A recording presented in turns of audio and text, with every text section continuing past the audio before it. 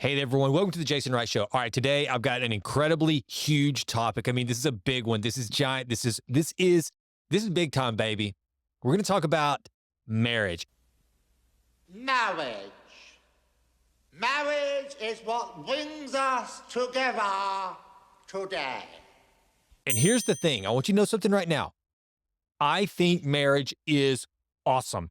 It is amazing, but that was not always the case. In fact, I once told my two young nephews, boys, getting married is the dumbest thing you could ever possibly do. Now, I'm not proud of that.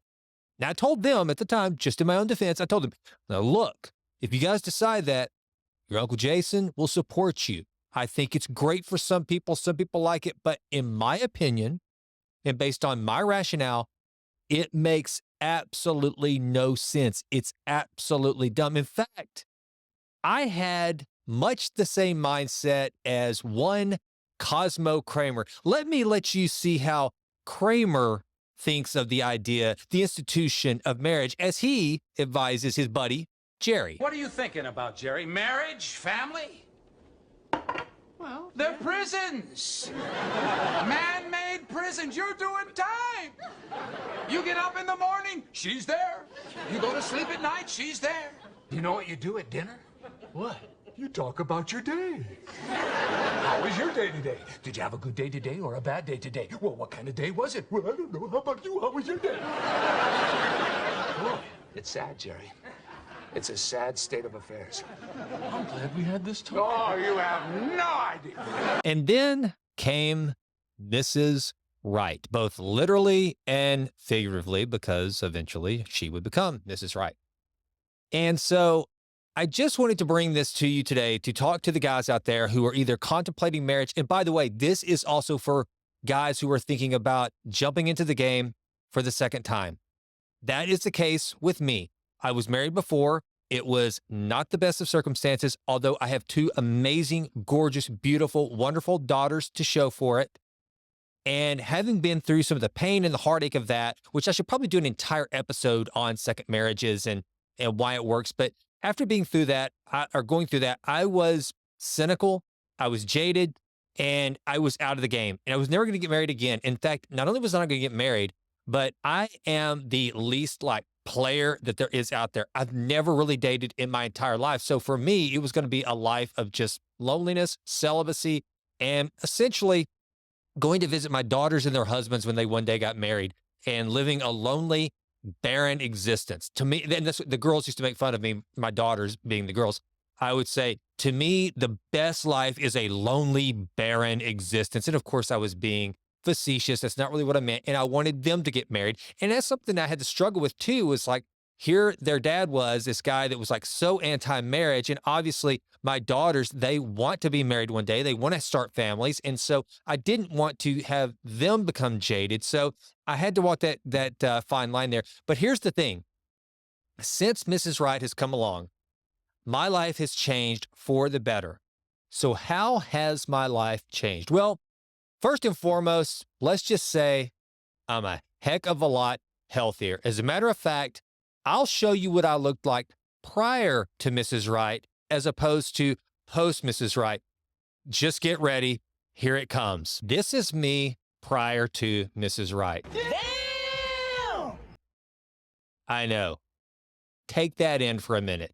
If you need to excuse yourself to go throw up, feel free. And those of you who are listening to the podcast, I don't know if I'm going to actually release this as a podcast. This is more of a video type topic. So I may not release this on the podcast, but if you're not, please go to YouTube. But look at that. I'm fat. I'm bloated. This was probably around 6 years ago. And that's kind of close to what Mrs. Wright found when we first started dating. But one of the things I did, I started trying to lose a little bit of weight, but still I hadn't really dialed it in. And now this is what I look like after being with Mrs. Wright. So what's the difference? Well, the simple fact is, I believe that if you find the right woman, a woman does in fact make a man better. You make me want to be a better man. You see, that's one of the things that marriage, it exemplifies, I think, the absolute best of human nature that can be when it's done right. Okay. Now you have to be equally yoked. You have to find a partner that that accentuates your best traits and you accentuate theirs. But the bottom line is a man and a woman coming together to create a union and create this unified force for good and for love and for family. It's you get such a benefit from that as a man in particular. And so I want to tell all guys out there that might come across this and you might be listening to this. Marriage is a beautiful, beautiful institution. And I see how much better it makes me. It's something that I want other men to experience. Now, I'm never going to go out there and tell you that you should just go get married for marriage's sake. I'm not saying that, but I can tell you that it literally has made me a better man. And as you can see, it's made me much healthier. I mean, look, I've always kind of maintained decent health, but as you can see from that picture earlier, I mean, I was a fat, bloated, I drank, and since meeting Mrs. Wright, as a matter of fact, it's weird. I decided to stop drinking alcohol the week that I met Jemlyn. And so I have not had a drop of alcohol since I've known her. And then because I was with her and all of a sudden now I have someone that I want to share my life with, and she's a little bit younger than I am. I want to be healthy for her. And so therefore I have a reason beyond just my own personal selfish intents to actually be a better version of myself. And that brings me to the next point that I can tell you that if it were not for Jemlyn, this podcast would not exist. It wouldn't. I wouldn't have the ambition, I don't think, to do this because I wouldn't have the goals that I've set. Like, as a matter of fact, before Jemlyn came along, my goal was to move back to my hometown and, kid you not, live in an Airstream out on my parents' property. They have a couple hundred acres out there, and that's where I grew up, and had this big plan to live out by a fishing pond. And I do think that could be a very beautiful, simple life, but I think that it would be shortchanging myself. And I'm so glad that I didn't go through with that plan because now that I have my wife, I have such a richer, fuller life. And so I do think it's important to, and I give credit to Mrs. Wright for, this podcast and the books that I've written and the other things that I've done to just, again, try to be the absolute best version of myself. So men, let me tell you something. It's kind of crazy and it's kind of silly. And I know this will make some of you just, make you want to throw up in your mouth, but let me tell you something.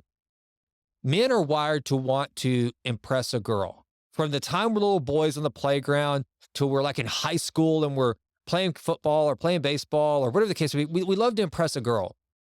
Well, men, when you have a wife, you're going to want to impress her.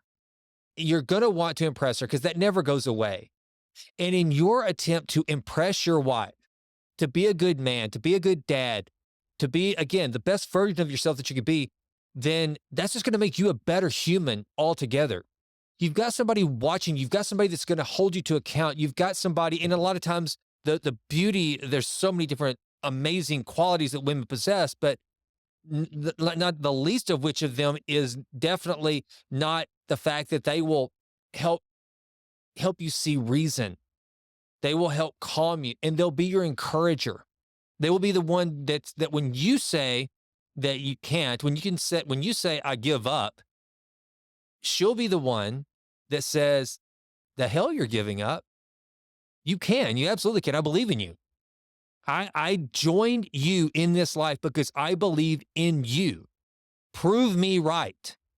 There's a great song by John Michael Montgomery that says, she thinks I could rope the moon. Great old country song. And I listened to that, and I can tell you, I have a marriage where I have a wife that song applies to. Now, I can't rope the moon. I can't. I don't think that I am quite the man that Jemlyn thinks I am. But here's what I do. I try every way in every single day to be that man that she thinks I am. It's the same with my daughters.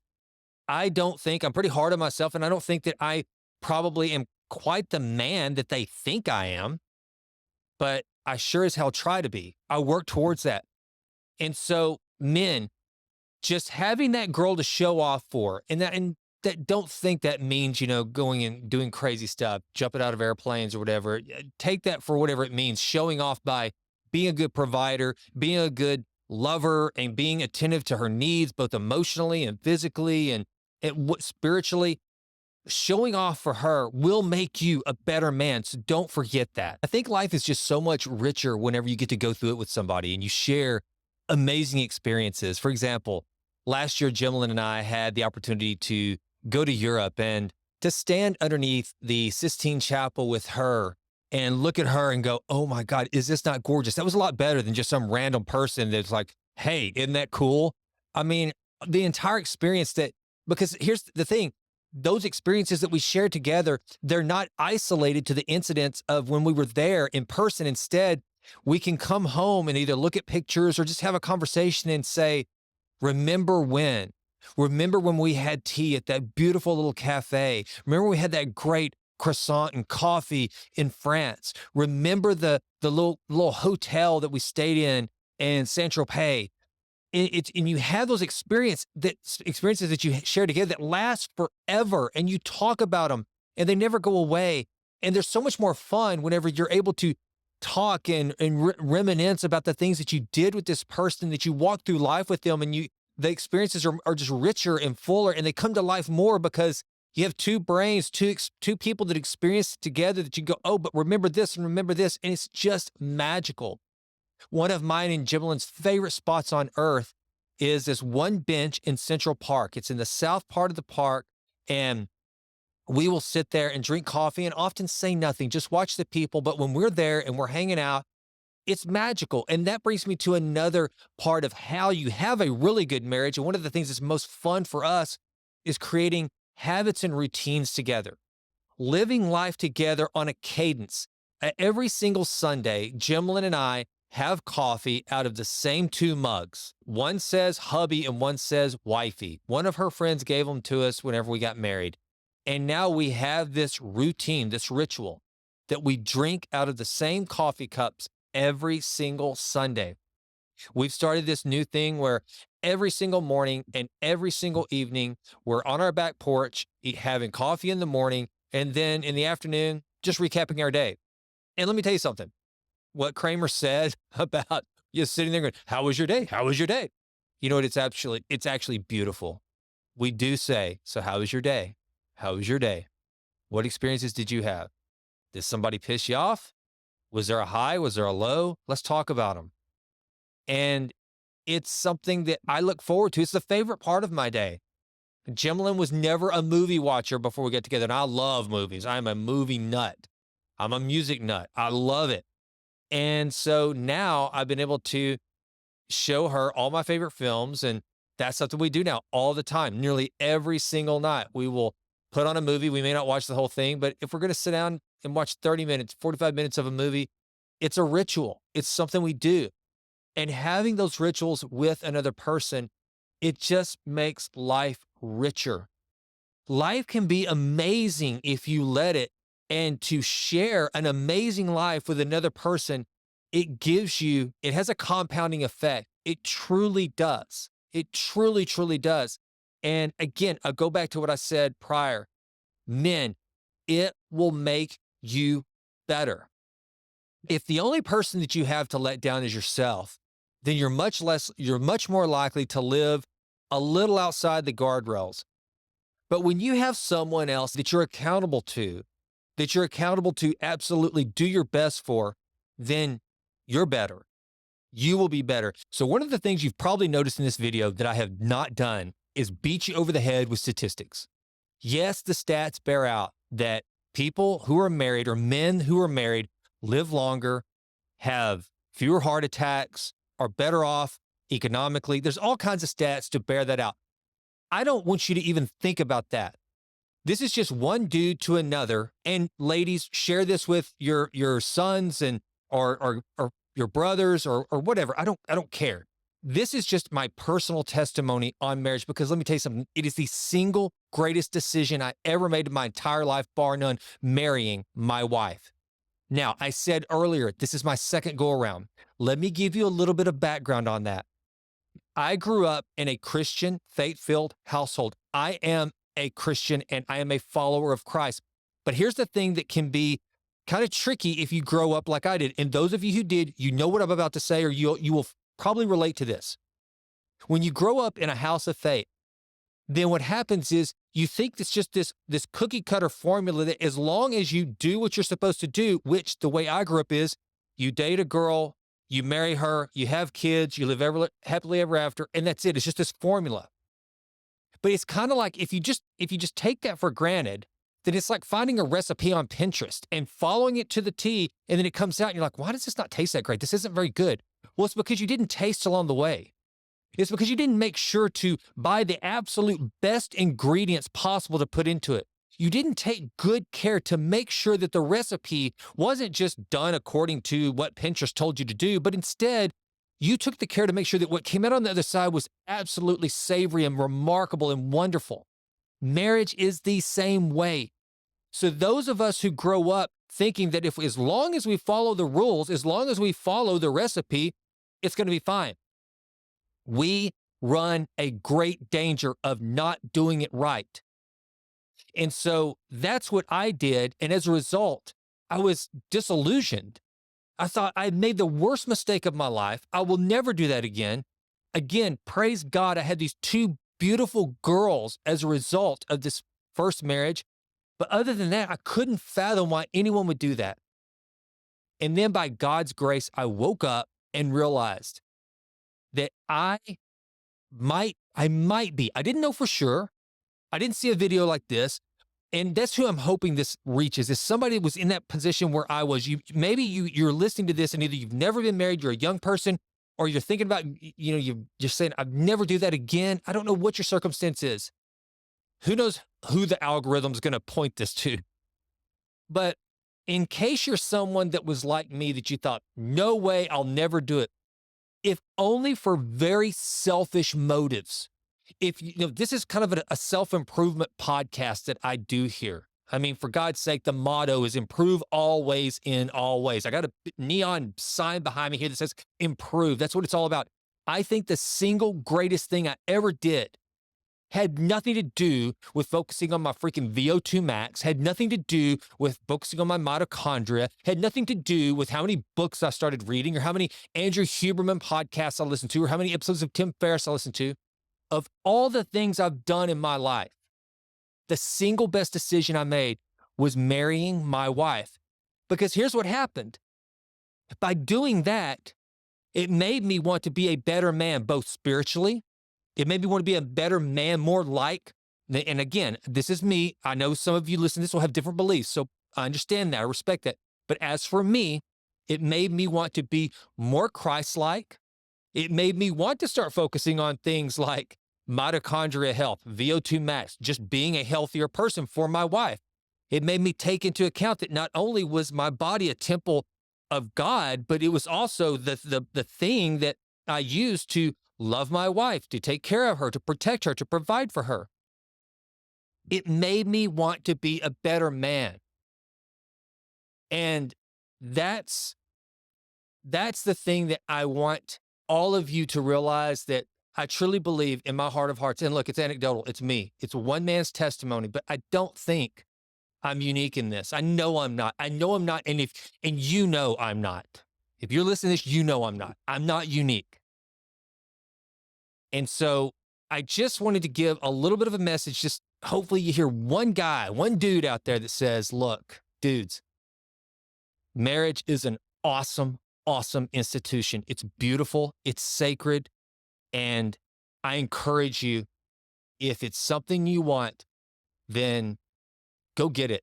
And if you're questioning yourself, I'm just telling you from man to man, the single best decision I ever made in my personal endeavor. No, I can't even say that it was in my endeavor to improve always in all ways. What I will tell you is that it made me want to improve always in all ways. I'm Jason.